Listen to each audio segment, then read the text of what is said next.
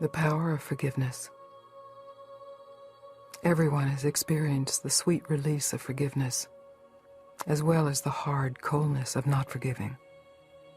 You know the difference, and you know the investment in the story that keeps a lack of forgiveness in place. You also know the relief when you actually forgive and let go of the burden. Our parents were not perfect. They consciously or unconsciously did things that were harmful to us, as our grandparents did things that were harmful to our parents. Our lovers, our children, our governments, and our competing tribes have harmed us. Now is the time to forgive. Horrible things are continually being done all over the planet, in our own individual minds and in the collective mind. To forgive these horrors does not necessarily mean to forget. You can forgive and let go without forgetting.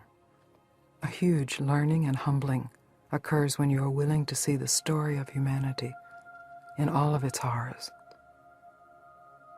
Yet you can also recognize how much effort is needed to hang on to the story.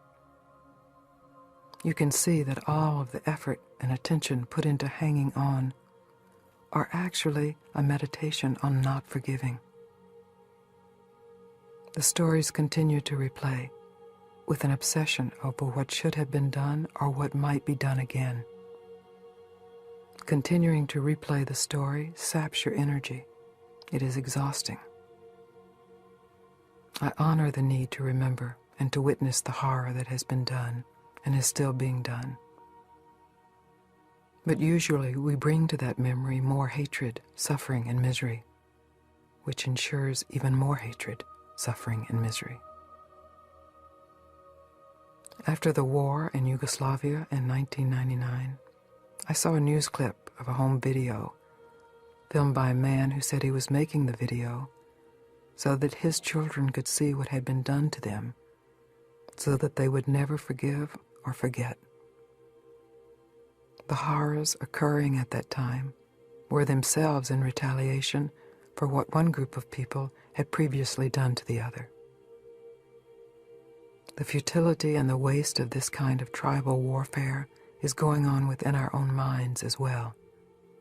I'm not going to let go of what they did to me because it was wrong. Yes, wrongs have been done and are still being done. There's no need to forget or deny the wrongs that have been done both to you and by you, but you can let go of suffering over them. Forgive them, for they know not what they do, is the truth. Any war that is going on because of what happened yesterday is a result of ignorance, of holding on to some idea of revenge. It is very tempting to hold on to these kinds of views because there is some pleasure in it, and that pleasure must be recognized. It is the pleasure of egoic righteousness. When you are unwilling to forgive, and you are holding on to a story of your suffering and who did it to you, you are cursing them, whether consciously or unconsciously. You must be willing to stop the karma with yourself. Be willing to say, no, this time it goes no further than me.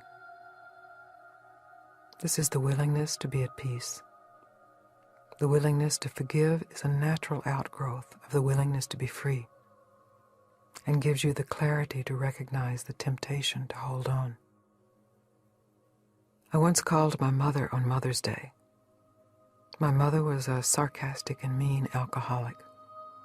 Alcohol was poisoning her, shifting her whole personality. I had had some space from her for years, and I decided one year that I would call her on Mother's Day and simply lie to her and tell her what a great mother she was. She was old and sick, and she didn't have many years left, so why not? I called her and told her what a great mother she had been to me. And as the words came out of my mouth, they were true. I didn't mean she had treated me well, because she hadn't. I didn't mean her intentions were great. Sometimes they were, and sometimes they weren't. But as I told her that she had been a good mother, My life experience was finally augmented by my relationship with this difficult woman. My difficulty with my mother finally contributed to the richness of my life. In that sense, she was indeed a good mother. What a relief there was in telling her this. Concurrently, my ability to forgive myself for having hated her for so many years arose. It was such a simple act. I had no idea I would see such ramifications of healing.